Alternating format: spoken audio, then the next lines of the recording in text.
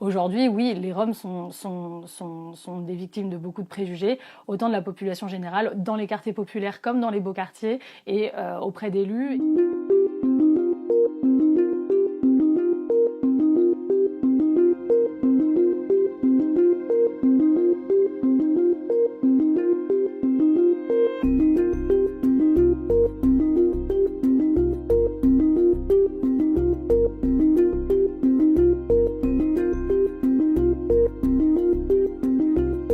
Je suis Manon Fillonneau et je suis déléguée générale du collectif national Droits de l'Homme Roms Europe.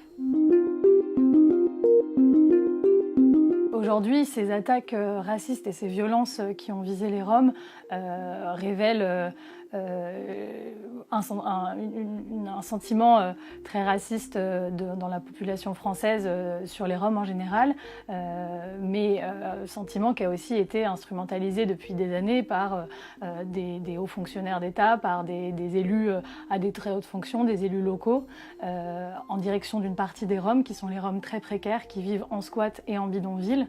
Ce sont des rumeurs fausses évidemment, mais qui sont alimentées par des préjugés séculaires sur les Roms en général, mais en général sur les populations précaires. C'est le même mécanisme de déshumanisation qui produit les mêmes effets avec les Rohingyas en Birmanie par exemple. Et voilà, le résultat aujourd'hui, c'est que ces populations précaires sont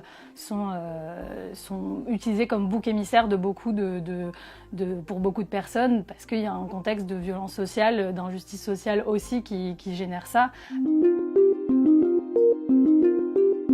Alors aujourd'hui, on est incapable de dire le nombre de Roms qui vivent ni en France ni en Île-de-France, parce qu'on ne connaît que les chiffres des personnes qui vivent en squat et en bidonville, dont une majorité sont Roms de Roumanie et de Bulgarie, mais il y a aussi plein de Roms qui vivent dans des appartements, dans des maisons et qui ne sont pas dans des conditions d'habitat précaires. On compte 15 à 20 000 personnes au national, 6 ou 7 000 peut-être un peu plus en Île-de-France, dans voilà, 580 bidonvilles sur toute la France.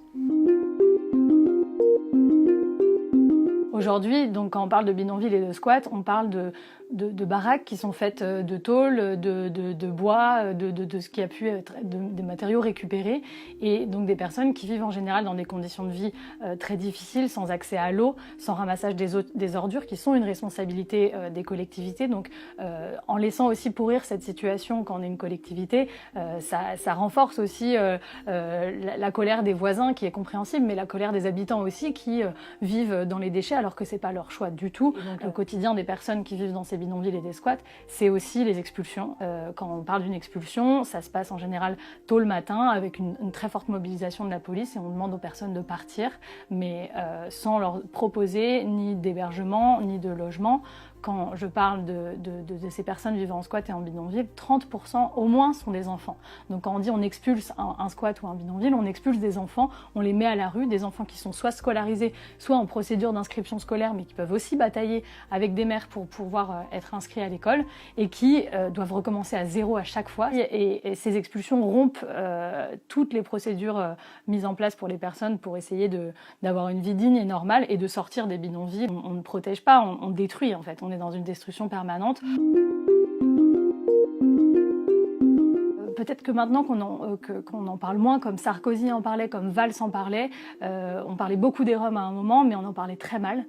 Aujourd'hui, il y a aussi beaucoup de projets qui ont fonctionné, des personnes qui ont accédé au logement, des enfants qui ont été scolarisés, qui sont devenus avec d'autres enfants, qui sont devenus amis avec d'autres enfants. Donc forcément qu'il y a des amitiés qui se créent, et un mélange de population qui existe et qui est évident. Et on essaye d'avancer petit à petit avec certains services de l'État pour aller vers plus d'inclusion, vers plus de solutions pérennes pour les personnes. Ces dernières années, on constate que ça va plutôt dans ce sens-là, mais les événements récents montrent qu'il reste encore beaucoup de travail à faire.